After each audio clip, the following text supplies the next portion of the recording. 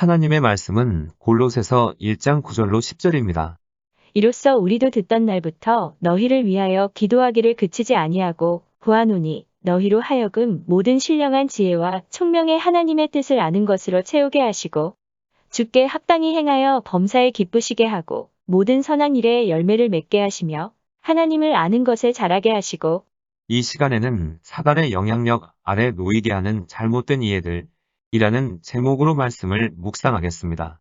바울은 골로새 교회를 위해 기도할 때에 세상 지식을 떠나서 특별히 신령한 지혜와 총명에 하나님의 뜻을 아는 것으로 채워달라고 기도했습니다.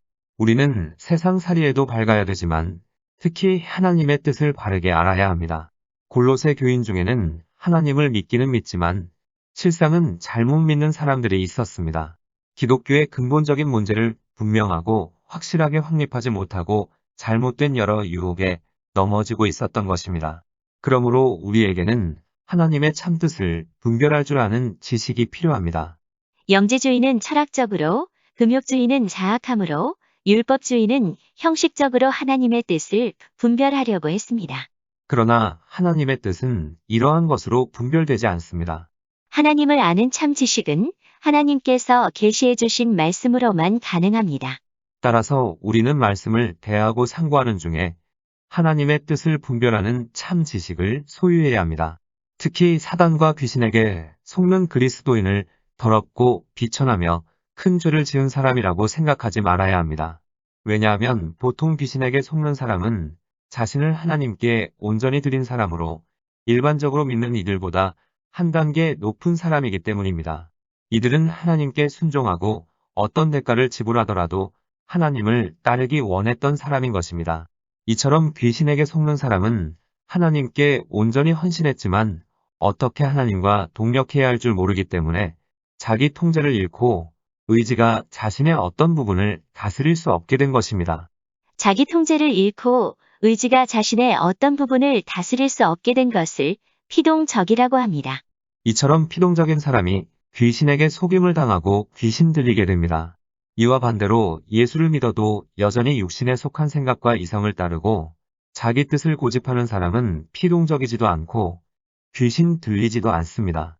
이러한 사람은 다른 일에서 귀신에게 지위를 내어줄 수 있지만 하나님의 뜻을 순종하는 일에서는 귀신에게 피동적인 지위를 내어줄 가능성이 없는 것입니다. 역설적이게도 참되게 헌신한 사람이 자신의 이익을 돌보지 않고 하나님의 모든 명령을 듣기를 원하기 때문에 피동적이기 쉽고 귀신 들릴 가능성이 있는 것입니다. 그렇다면 하나님께서는 왜 이들을 보호하지 않으시는지 의문이 들게 됩니다.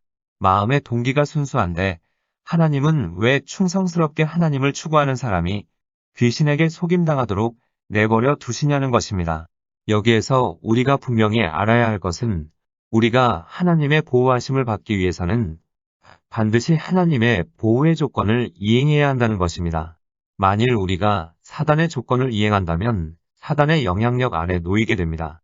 하나님은 법을 지키시는 분이기 때문에 원해서 했든 무심코 했든 자신을 사단의 손에 맡겼다면 하나님은 사단이 우리를 다스리는 권리를 저지하지 않으십니다. 사람들은 자신의 마음의 동기가 순수하기만 하면 속임을 당하지 않는다고 생각합니다. 그러나 이 세상에서 기만당하는 사람은 대부분 동기가 순수한 사람들입니다. 기만당하지 않는 조건은 순수함이 아니라 지식입니다. 아무리 기도를 많이 하고 동기가 순수하다 해도 하나님 말씀을 모르거나 하나님 말씀을 무시한다면 하나님이 세우신 원칙을 거스린다면 사단의 영향력 아래 놓이게 됩니다. 그러므로 자신이 하나님을 믿기 때문에 자신을 온전히 하나님께 드렸기 때문에 영적인 체험을 많이 했기 때문에 기만당하지 않을 것이라고 생각한다면 이 자체가 기만을 당한 것입니다. 우리가 자신을 낮추지 않으면 기만당하여 악령 충만한 것을 성령 충만으로 착각하게 됩니다. 그리스도인이 귀신 들리게 되는 원인은 피동적인 것에 있고 피동적이게 되는 원인은 무지함입니다. 피동적임은 잘못된 순종이요, 잘못된 헌신입니다. 또 지나친 순종 혹은 지나친 헌신이라고 할 수도 있습니다. 만일 사단이 인간의 피동적인 상태를 좋아하고 이러한 상태를 통해 공격한다는 것을 안다면 우리는 자신의 의지를 스스로 포기하지 않을 것입니다. 만일 하나님이 인간이 기계가 되기를 원치 않고 사람의 동력이 필요하다는 것을 우리가 안다면 자신을 피동적인 데 떨어뜨려 놓고 하나님께서 자신을 움직여 주기를 바라지 않을 것입니다.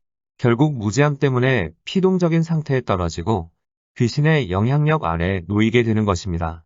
우리는 하나님의 움직임과 사단의 움직임을 구분할 수 있는 지식을 가져야 합니다. 지식으로서 하나님이 일하시는 원칙과 사단이 일하는 조건을 인식해야 하는 것입니다. 이러한 지식이 있는 사람만이 자신을 흑암의 권세에서 구원할 수 있습니다. 사단이 우리를 공격하는 수단은 거짓이기 때문에 우리는 진리로 그것을 대적해야 합니다. 우리가 염두에 두어야 할 것은 성령과 사단이 일하는 방법은 상황마다 다를 수 있지만 원칙은 같다는 것입니다.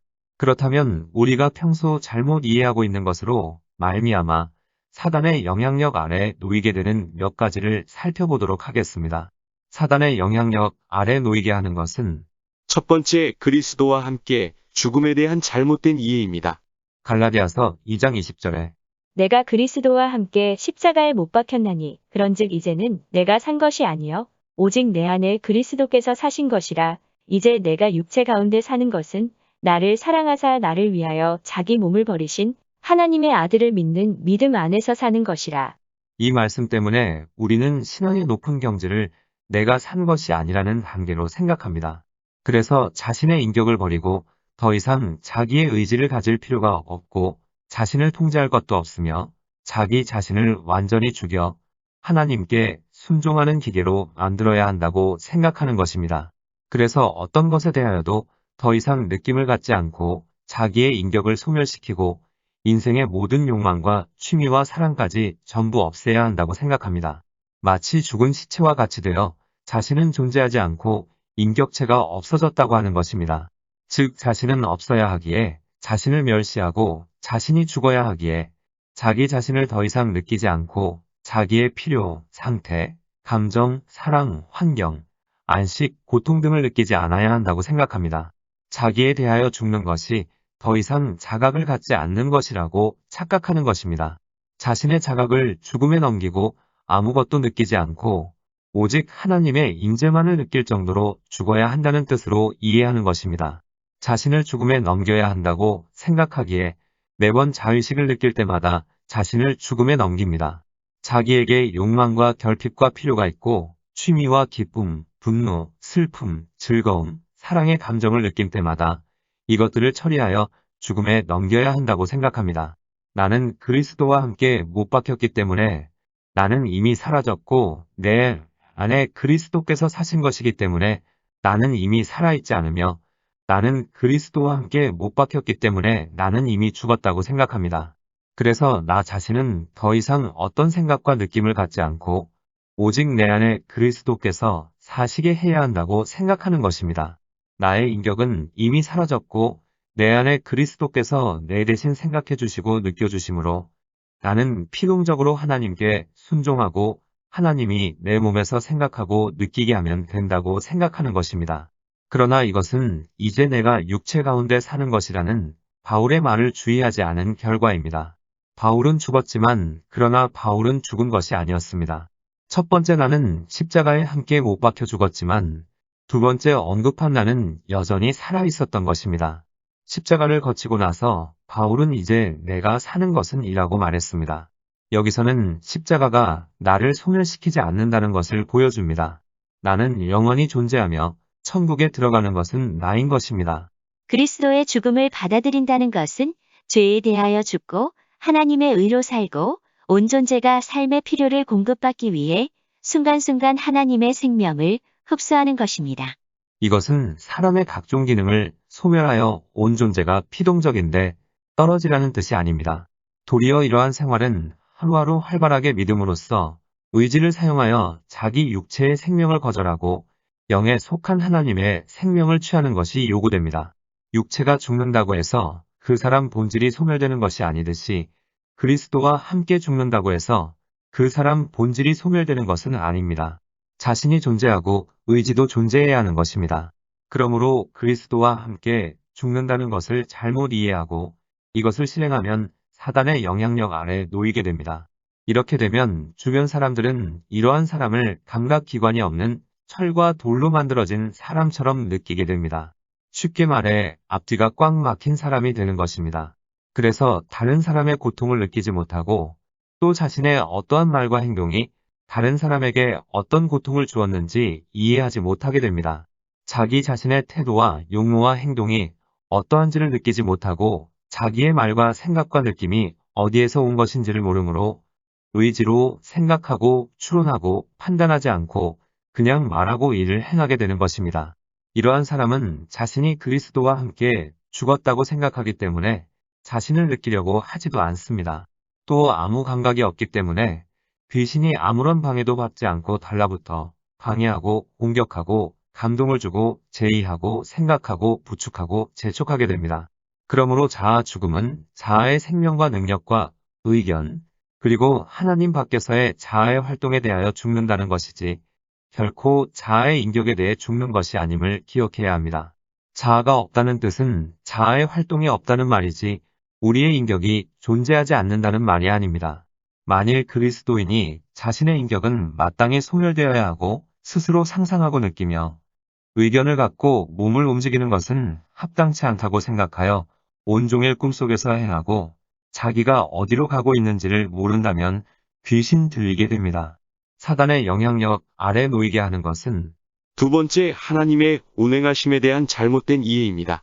빌립보서 2장 13절에 너희 안에서 행하시는 이는 하나님이시니 자기의 기쁘신 뜻을 위하여 너희로 소원을 두고 행하게 하시나니 이 말씀에 근거하여 소원을 두는 분은 하나님이시고 행하게 하는 분도 하나님이라고 생각하는 경우가 있습니다. 하나님께서 하나님의 소원과 행하고자 하는 일을 자기 속에 둔다고 믿는 것입니다. 하나님께서 자신을 대신해 소원하고 자신을 대신하여 행하기 때문에 자기 자신은 소원을 가질 필요가 없고 행할 필요도 없으며 하나님께서 자신을 대신하여 소원을 두고 행하실 것이라고 믿는 것입니다. 자신은 최고의 그리스도인이기 때문에 자신이 소원을 두거나 행할 필요도 없이 하나님께서 친히 소원을 두고 행하신다고 생각합니다. 자기는 지각이 없는 기계와 같이 자신은 소원과 행함과 아무 상관이 없다고 생각하는 것입니다. 그러나 이 구절은 하나님은 우리가 소원을 두고 행하기를 원하는 단계까지만 일하신다는 것입니다. 하나님은 사람이 하나님의 선한 뜻을 따라 소원을 두고 행하기 원하는 단계까지만 일하십니다. 소원을 두고 행하는 것은 우리의 일입니다. 여기서 바울은 너희 소원을 두고 행함이라고 했습니다. 하나님 홀로 소원을 두고 행하시는 것이 아니라 우리 자신이 소원을 두고 행해야 하며 이것은 우리의 일입니다. 물론 하나님께서 행하시지만 하나님은 대신하지 않으십니다. 소원을 두고 행하는 것은 사람의 일입니다. 여기에서 하나님께서 행하신다는 것은 우리가 하나님의 뜻에 복종하고자 하는 마음을 갖도록 하나님께서 우리 안에서 움직이시고 우리를 감동케 하시며 우리를 녹이시고 우리를 격려하신다는 것입니다. 하나님은 억지로 우리가 하나님의 뜻에 복종하게 하지 않으십니다. 하나님은 우리가 하나님의 뜻을 행하도록 하십니다. 그런 다음 우리 자신은 여전히 복종하기를 원해야 합니다. 하나님을 떠나서 사람이 결정하고 자기 의지를 따라 행한 것은 아무 소용이 없기 때문입니다. 하나님은 사람을 대신해 소원을 두지 않으시고 또 하나님은 사람이 단독적으로 소원을 두기도 원치 않으십니다. 하나님은 사람이 하나님의 능력을 힘입어 소원을 두기를 원하십니다. 하나님께서 대신 소원을 두는 것이 아니라 사람이 하나님의 행하심을 의지하여 소원을 갖는 것입니다. 이것을 모르는 사람은 하나님께서 자기 안에 운행하심으로 자신은 움직일 필요조차도 없고 다만 피동적으로 밖에서의 행함이든 안에서의 행함이든 하나님이 운행하시게 하고 자기는 하나님을 따르기만 하면 된다고 생각합니다. 하나님께서 소원을 두고 행하시기 때문에 자기는 소원을 둘 필요가 없고 의지를 사용하지 말고 다른 의지가 자기 몸을 사용하게 하면 된다고 생각하는 것입니다. 그래서 무엇을 결정하거나 택하기를 원치 않고 무엇을 대적하기도 원치 않고 다만 피동적으로 하나님의 뜻이 임하기만을 기다립니다.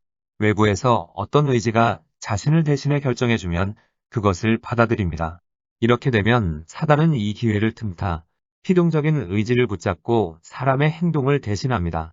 이러한 때에 그리스도인은 하나님께서 자기를 위해 뜻을 정해준다고 믿지만 실상 그것은 사단의 다스림이 됩니다. 그러므로 우리는 하나님께서 우리를 대신해 주장하고 소원을 정하는 것과 의지를 사용하여 하나님과 동력하는 것 사이의 차이를 알아야 합니다. 우리의 의지를 소멸하는 것은 하나님의 뜻이 아닙니다. 만일 우리가 이제 더 이상 내 자신의 의지는 존재하지 않는다. 다만 하나님의 뜻이 내 몸에서 나타나게 할 것이다. 라고 한다면 우리는 자신을 하나님께 헌신한 것이 아니라 사단과 언약한 것이 됩니다. 이는 하나님이 우리의 의지를 하나님의 뜻으로 대체하지 않기 때문입니다. 정상적인 태도는 내 의지가 존재하지만 그러나 내 의지는 하나님의 뜻을 원한다는 것이어야 합니다. 사단의 영향력 아래 놓이게 하는 것은 세 번째, 성령의 일에 대한 잘못된 이해입니다.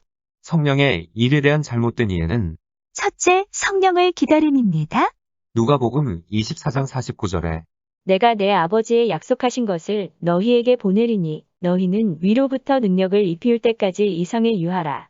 사도행전 1장 4절에 저희에게 분부하여 가라사대 예루살렘을 떠나지 말고 내게 들은 바 아버지의 약속하신 것을 기다리라. 성령에 대한 보편적인 가르침은 성령의 충만을 기다려야 하고 성령께서 우리 위에 임하기를 기다려야 하며 성령 세례를 기다려야 한다는 것입니다. 그래서 어떤 사람은 집에서 철야 기도하거나 금식을 하며 개인적인 오순절을 얻기 위해 기다립니다. 그래서 기이한 체험과 초자연적인 영의 강림을 체험하게 되는데 이것은 놀라운 느낌을 갖게 하고 이상과 이상한 빛을 보며 어떤 소리를 듣고 방언을 하며 진동과 다른 현상을 감지하게 됩니다. 이때부터 예수님이 보배롭게 보이고 많은 죄들이 제거되고 더욱 기뻐하며 열심을 내며 성령 세례를 받은 줄로 생각합니다. 이러한 기다림은 대부분 깊은 밤에 이루어집니다. 육신의 피곤과 오랜 금식과 오랜 기다림은 우리의 생각을 자연히 혼란스럽게 만듭니다. 또한 오랫동안 앉아있거나 무릎을 꿇고 기도하여 몸에 영이 강림하기를 기다리는 것은 의지를 가장 쉽게 피동에 떨어지게 합니다. 결국 아무 저항도 하지 않고 아무 분별과 선택이 없이 다만 피동적으로 영이 강림하여 자기 몸을 땅에 엎어지게 하고 자기 입과 혀를 사용하며 자기에게 놀라운 느낌을 주기를 기다립니다. 이러한 기다림은 악한 영이 오도록 길을 제공하는 것입니다. 이러한 상태에서 초자연적인 체험을 얻는 것은 당연한 것입니다. 사단은 사람이 이렇게 피동적일 때를 기다렸다가 자기 자신을 나타냅니다. 이것은 성령께서 일하시는 원칙에 어긋나기 때문에 성령은 일하지 않으십니다. 그 반면에 사단은 기회를 틈타서 대대적인 활동을 갖고 거짓된 것을 주는 것입니다. 비록 즐거운 분위기가 그 집을 가득 채워 이러한 모임에 참석한 모든 이가 편안하고 행복함을 느낄지라도 또 이러한 모임의 결과로 많은 헌신과 일들이 있을지라도 그것은 사단에게 기만을 당하는 것입니다. 성령의 일에 대한 잘못된 이해는 둘째, 성령께 순종함입니다. 사도행전 5장 32절에 기록된 하나님이 자기를 순종하는 사람들에게 주신 성령이라는 말씀에 근거하여 진리의 영과 거짓의 영을 시험하고 분별하지 않고 자신에게 임하는 영이라면 다 성령이라고 생각하는 사람이 있습니다. 이러한 사람은 피동적인 상태가 심화되어 나중에는 입과 손까지도 사단이 사용하게 됩니다. 이 말씀의 의미는 성령께 순종하라는 말이 아니라 성령을 통해 하나님께 순종하라는 것입니다. 성령의 일에 대한 잘못된 이해는 셋째, 성령께서 주가 되심입니다. 하나님은 성령을 통해 우리의 영을 통제하시고 우리의 영은 즉 의지를 통해 우리의 몸과 온 존재를 다스립니다. 그러므로 우리는 성령께서 우리의 이성을 통해 생각하고 우리의 감정을 통해 느끼며 의지를 통해 결정하시기를 바라서는 안 됩니다.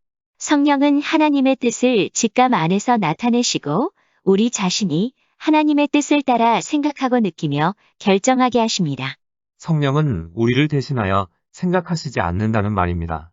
성령은 직접 사람의 몸을 다스리지 않으십니다. 성령은 사람의 의지를 떠나서 사람의 몸의 어떤 부분을 움직이지 않으십니다. 사람이 그렇게 하기를 원한다 해도 성령은 사람을 대신하여 몸의 어떤 부분을 움직여주지 않는 것입니다. 이는 사람에게 자유의지가 있기 때문입니다. 사람은 자기 자신의 주인이 되어야 합니다. 반드시 자기 몸을 사용해야 하는 것입니다. 우리는 성령께서 사람을 다스리신다고 말합니다. 이 말의 의미는 성령께서 우리 안에 일하시며 우리로 하여금 하나님께 순종하도록 한다는 말입니다. 이것은 옳은 말입니다. 그러나 성령께서 사람을 다스리신다는 의미가 이것이 아닌 성령께서 우리 온 존재를 직접 통제하신다는 것이라면 이것은 틀린 것입니다. 스스로 혼과 몸을 사용하지 않으며 성령께서 직접 혼과 몸을 사용해 주기를 기대하는 것은 귀신 들리게 되는 초기 단계입니다. 사단의 영향력 아래 놓이게 하는 것은 네 번째, 영적인 생활에 대한 잘못된 이해입니다. 영적인 생활에 대한 잘못된 이해는 첫째 말입니다. 마태복음 10장 20절에 말하는 이는 너희가 아니라 너희 속에서 말씀하시는 자, 곧 너희 아버지의 성령이시니라. 어떤 사람은 이 말씀을 하나님께서 사람을 대신해 말씀하시기 때문에 자신은 말할 필요가 없고 하나님께서 말씀을 하신다는 뜻으로 이해합니다. 그래서 입을 하나님께 드리고 스스로 주가 되지 않고 하나님의 혀가 되는 사람이 되기를 바라며 자기 입술과 성대를 피동적인 데 두고 밖에 초자연적인 힘이 자기를 사용하는 것을 허락해 줍니다. 말씀을 전하는 사람은 생각이나 의지를 사용할 필요가 없이 다만 입을 피동적으로 하나님께 드려서 하나님께서 자기 입을 통해 말해 내게 하면 된다고 생각하는 것입니다. 이러는 와중에 자신의 입을 통해 자신이 생각지도 않았던 말들을 하게 되면 자기가 한 말이 너무나 좋은 말이기 때문에 모든 말이 다 하나님에게서 왔다고 생각합니다. 그러나 마태복음의 이 구절은 어떤 사람이 핍박을 받고 신문을 받을 때의 상황입니다. 이것은 성령께서 우리를 대신하여 말하는 것이 아닙니다. 사도 베드로와 요한이 나중에 공회 앞에서 체험한 것은 이것을 확증합니다. 영적인 생활에 대한 잘못된 이해는 둘째, 인도입니다. 이사야 30장 21절에 내 뒤에서 말소리가 내 귀에 들려 이르기를 이것이 정문이 너희는 이리로 행하라 할 것이며 이 말씀을 잘못 이해한 사람은 초자연적인 인도를 받는 것을 최상의 것으로 생각합니다. 그래서 자신이 남보다 한 단계 높다고 생각하기 때문에 자주 초자연적인 인도가 있다고 생각합니다. 양심을 사용하지 않고 직감을 쫓아 행하지도 않고 피동적으로 초자연적인 음성을 듣는 것입니다. 그러다 보니 상고할 필요가 없고 선택하거나 결정할 필요도 없이 다만 피동적으로 순종하면 된다고 생각하는 것입니다. 그 결과 사단은 초자연적인 소리로 직감의 계시를 대치시킵니다. 이렇게 될 때 귀신이 영향력을 행사하게 됩니다. 이때부터 직감의 감동이나 양심의 소리를 돌보지 않고 자기가 깨달은 것과 느끼는 것, 혹은 다른 사람이 한 말을 듣지 않게 됩니다. 그래서 완고하게 초자연적인 소리를 쫓아가고 조금도 생각해보지 않는 것입니다. 이로 인해 도덕 수준은 점점 타락하게 되지만 자신은 이것을 느끼지 못합니다. 이것은 사단에게 자기 양심을 대체하도록 했기 때문이며 이러한 사람은 더 이상 선악을 분별할 수 없게 됩니다. 영적인 생활에 대한 잘못된 이해는 셋째, 기억입니다. 요한복음 14장 26절에 보혜사 곧 아버지께서 내 이름으로 보내실 성령 그가 너희에게 모든 것을 가르치시고 내가 너희에게 말한 모든 것을 생각나게 하시리라. 그리스도인이 이 말의 의미가 성령께서 생각을 비추어 하나님의 말씀을 생각나게 하리라는 것임을 모르고 하나님께서 자신에게 모든 것이 생각나게 하리라는 뜻으로 이해하는 경우가 있습니다. 그래서 자기의 기억력을 피동적인데 떨어지게 하고 다시는 자기 의지로 기억을 더듬지 않게 됩니다. 그 결과 자신의 기억력을 다스리지 못하는 것입니다. 영적인 생활에 대한 잘못된 이해는 넷째, 사랑입니다. 로마서 5장 5절에 성령으로 말미암아 하나님의 사랑이 우리 마음에 부음받음이니 어떤 사람은 자기가 사랑할 필요 없이 성령께서 하나님의 사랑을 자신에게 주시는 것이라고 이 구절을 잘못 이해합니다. 이러한 사람은 하나님께서 자신을 통하여 사랑하시고 자신이 하나님의 사랑으로 충만케 되도록 하나님의 사랑을 풍성하게 공급해 달라고 구합니다. 스스로는 더 이상 사랑하지 않고 하나님께서 자신으로 하여금 사랑할 수 있게 해달라고 요구하는 것입니다. 그래서 사랑할 수 있는 능력을 사용하지 않으며 그 사랑의 기능을 마비시켜 버립니다. 그 결과 사단은 사람을 대신하여 행동하고 부정적인 감정과 미움을 나타냅니다. 그리스도인이 피동적이고 사랑을 위해 자신의 의지를 사용하지 않기 때문에 사단이 사랑의 대치물을 믿는 이에게 주는 것입니다. 이러한 사람은 나중에 자신이 목석 같다고 느끼고 모든 것에 대하여 냉담하며 사랑이 무엇인지를 모르게 됩니다. 이것은 그리스도인이 성결하지만 강팍하고 다가가기 어려운 이유가 됩니다. 예수님은 마가복음 12장 30절에서 내 마음을 다하고 목숨을 다하고 뜻을 다하고 힘을 다하여 주 너의 하나님을 사랑하라고 하셨습니다. 이것은 누구의 사랑이며 누구의 마음이고 누구의 목숨이며 누구의 뜻이고 누구의 힘이냐? 우리 자신의 것입니다. 우리 자신의 생명은 마땅히 죽어야 하지만 이러한 기능들은 여전히 존재하고 남아있어야 하는 것입니다. 영적인 생활에 대한 잘못된 이해는 5째, 겸손입니다. 고린도후서 10장 12절에 우리가 어떤 자기를 칭찬하는 자로 더불어 감히 짝하며 비교할 수 없노라. 겸손의 의미를 오해하여 자기 자신을 감추어야 하는 것으로 이해하게 되면 하나님께서 허락하신 합당한 자기 존중도 사라지게 됩니다. 잘못된 자기 낮춤은 필용적임과 귀신 들린 것의 변형입니다. 그리스도인이 이렇게 귀신 들여 자신이 낮아지면 그 사람 주위는 흑암과 절망과 연약함뿐이고 그와 접촉하는 사람은 냉담과 우울함과 슬픔을 느끼게 됩니다. 그리고 스스로도 낙심하고 낙담하며 괴로워합니다. 또 가장 중요한 시기에 물러나 다른 사람에게 어려움을 주기도 합니다. 이러한 사람이 볼 때 하나님의 일은 그리 중요하지 않습니다. 언행에 있어서 나를 감추려고 하지만 막상 그렇게 할 때 오히려 나는 드러나고 또한 참된 영에 속한 사람을 괴롭게 하는 것입니다. 하나님의 나라에 큰 필요가 있을 때 지나치게 자기 자신을 형편없는 사람으로 보므로 아무것도 하지 않고 다만 방관하게 됩니다. 그리하여 몸에 나타난 것은 오랜 무능함과 소망 없음과 아무것도 하지 못함과 쉽게 사람으로부터 상처를 받는 것입니다. 이것을 자기 자신을 보지 않는 겸손이라고 생각하지만 실상 이것은 사단이 자신을 지나치게 보게 하여 나타난 결과입니다.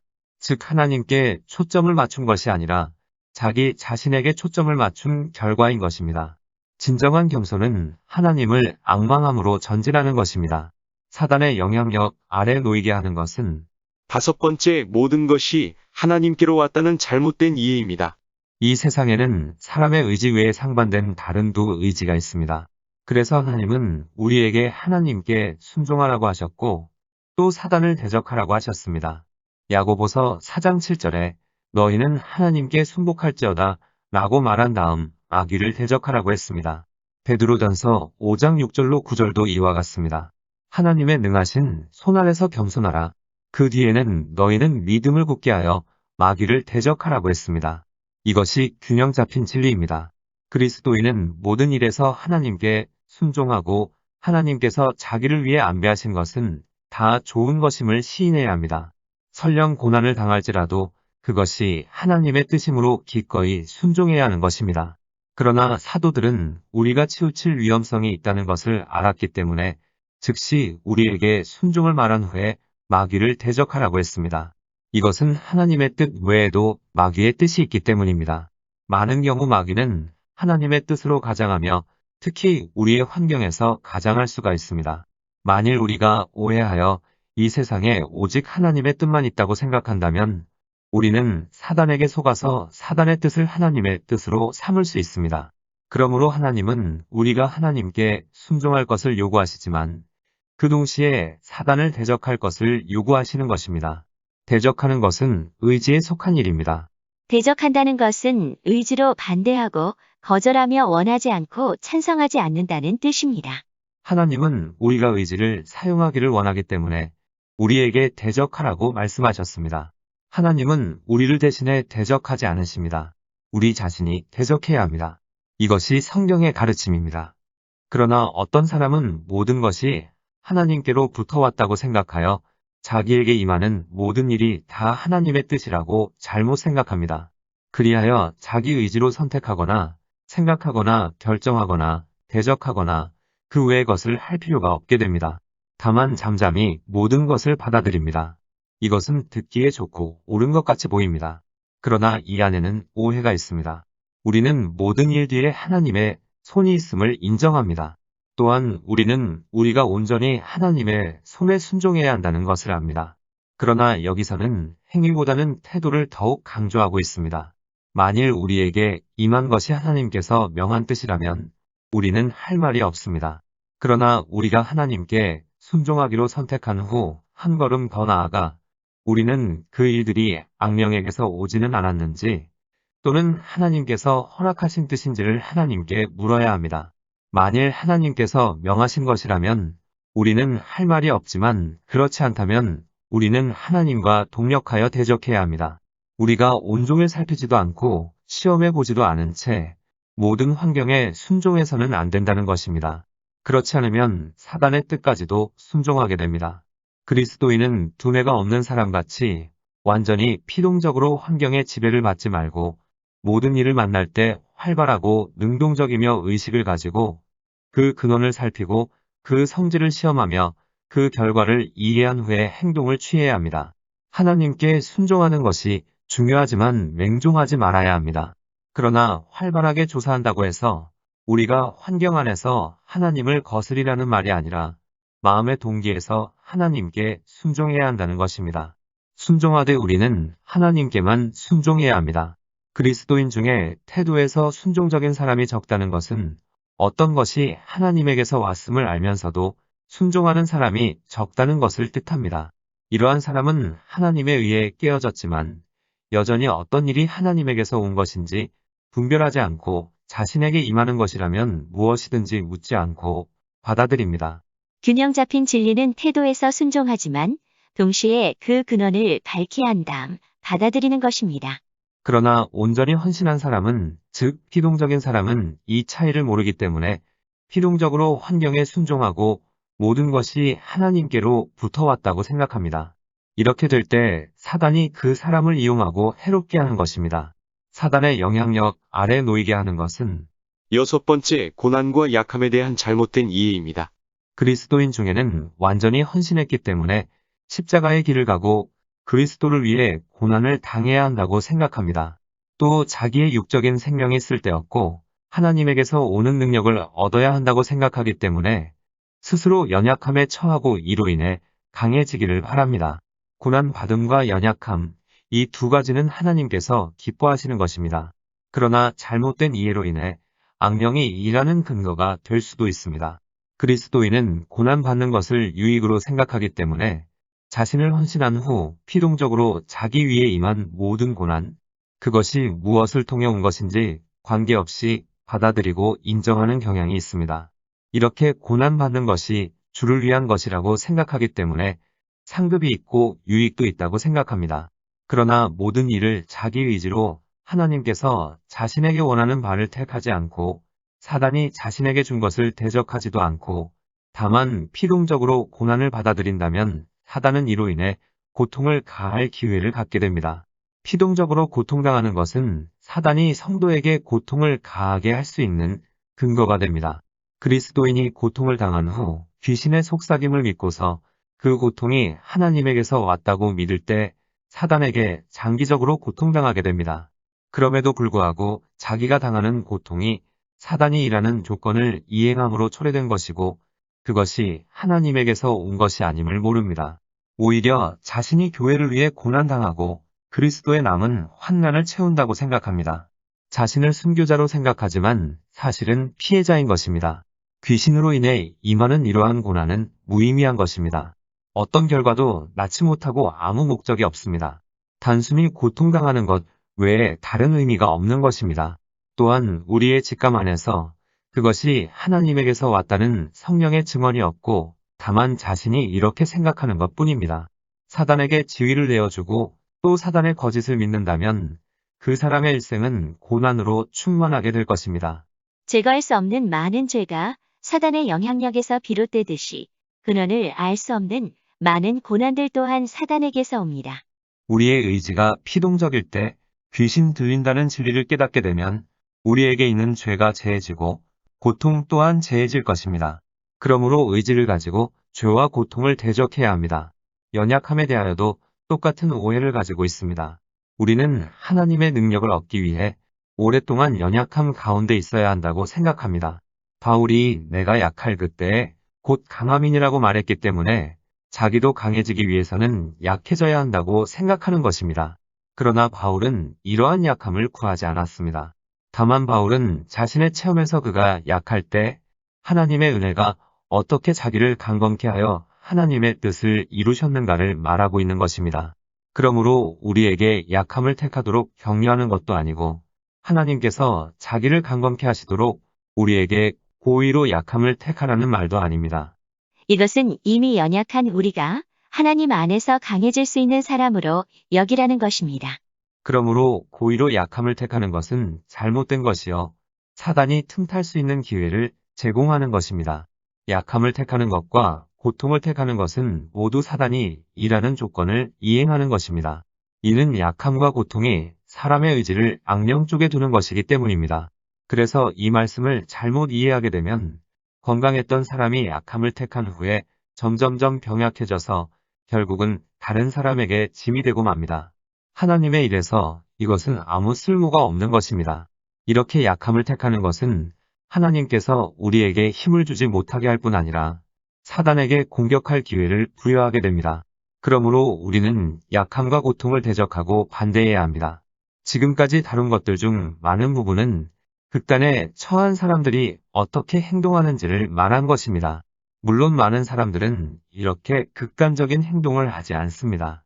그러나 어쨌든 이 안의 원칙은 동일합니다. 의지가 피동적이거나 악령의 조건을 이행하는 것이라면 무엇이든지 그것은 다 귀신의 일입니다. 많은 이들이 비록 모든 일에서 무엇을 택하지 않았지만 부지불식간에 피동적인 데 떨어지고 사단에게 지위를 내어주어 결국 위험한 지경에 떨어집니다. 앞에서 말한 체험이 있는 사람들은 자기가 사단이 일하는 조건을 이행하지는 않았는지 살펴보고 자문해 보아야 합니다. 이를 통해 거짓된 체험과 무의미한 고통에서 벗어나게 될 것입니다. 사단이 이용하는 것은 진리입니다. 그러나 너무 지나쳐서 진리의 해석이 본래의 한계를 넘어서게 된 것입니다. 자아를 거절하고 순종하는 것과 성령을 기다림과 모든 것이 하나님께로 왔다고 믿는 것과 고통, 당함 등에서 진리가 아닌 것은 없습니다. 그러나 우리가 영적 생활의 원칙을 모르면 사단은 우리의 어리석음을 이용하여 사단이 일하는 조건을 이행하게 합니다. 만일 우리가 모든 가르침에서 그 안의 원칙이 성령에 일치하여 일한 것인지 아니면 사단에 일치하여 일한 것인지를 살펴보지 않는다면 결국 우리는 속게 됩니다. 어떤 진리이든 약간 확대하여 해석하면 위험한 것이 되기 때문에 우리는 조심해야 합니다. 우리는 하나님과 사단이 일하는 차이점을 알아야 합니다. 하나님과 사단이 일하는 차이점은 첫째, 하나님은 우리가 자기 의지를 통해 온 존재의 모든 본능을 사용하여 하나님과 동력하고 성령으로 충만하기를 원하십니다. 둘째, 사단은 우리에게 의지의 피동적임을 요구하고 사단의 편의를 위해 온 존재의 전부 혹은 일부분을 포기하도록 요구합니다. 우리가 의지를 사용하여 하나님과 동력하면 성령은 우리 안에 충만하고 우리의 영 안에서 생명과 능력을 주시며 온 존재를 해방하고 넓혀주고 새롭게 하며 힘을 주고 사람을 자유케 하여 종노릇하지 않게 합니다. 우리가 의지를 사용하지 않고 피동적이게 되면 사단이 점유하게 됩니다.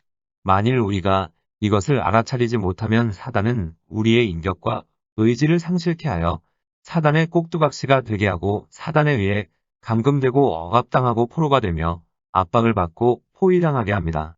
그리고 사단은 혼과 몸을 정복하여 사람을 결박하고 자유하지 못하게 합니다. 우리가 의지를 사용하여 하나님과 동력하면 직감 안에서 하나님의 뜻을 알게 된 후에도 여전히 생각으로 상고하고 이해하고 자유로이 의지로서 온 존재를 사용하고 하나님의 뜻을 성취할 수 있게 됩니다. 그러나 우리가 의지를 사용하지 않고 피동적이게 되면 외부 능력에 재촉을 당하고 그 능력을 곧 하나님의 뜻으로 여기게 하고 스스로 상고할 수 없고 결단할 필요도 없이 다만 기계같이 사단이 시키는 일을 하게 됩니다. 부지불식간에 자기를 피동적이게 만들고 자기의 의지와 생각의 활동을 멈춤으로 귀신 들리게 하며 고통을 초래하는 하나님의 자녀들이 있습니다. 피동적인 정도가 아무리 낮다 하더라도 그것은 사단이 일하게 하기에 충분합니다. 만일 그 정도가 높으면 사단에게 그의 몸에서 많은 초자연적인 기이한 일들을 나타내게 할 것입니다. 자연계의 모든 것에 법칙이 있듯이 영적 세계에서도 마찬가지입니다. 어떤 상태와 행동이 있는 곳에 반드시 그러한 상태와 행동에 따르는 결과를 낳는 것입니다. 이러한 법칙을 정하신 하나님은 그 법칙들을 지키시는 하나님이십니다. 그러므로 사람이 의도적으로 하나님의 법칙을 범한 것이든 무심코 범한 것이든 이에 상응하는 결과를 얻게 됩니다. 그리스도인이든 술사이든 필용적이 되기만 하면 사단은 영향력을 행사하게 됩니다. 만일 사람이 자기 의지와 생각과 힘을 사용하여 하나님과 동력한다면 성령은 함께 일하실 것입니다. 기도하시겠습니다. 하나님, 진리를 잘못 이해한 모든 것들을 우리 기억 속에서 제하여 주옵소서. 이제부터는 하나님의 뜻을 올바로 깨달아 사단에게 속지 않게 하옵소서. 성령께서 우리 생각과 말과 행동을 다스려 주시사 우리의 삶이, 우리의 신앙생활이, 우리의 헌신과 봉사가 오직 예수님을 위한 삶이요, 오직 예수님을 위한 신앙생활이요, 오직 예수님을 위한 헌신과 봉사가 되게 하옵소서. 예수님의 이름으로 기도드립니다. 아멘. 하나님께서는 내 형편이 어떠하든, 내 신분이 무엇이든 무슨 죄를 지었든 변함없이 나를 사랑하십니다.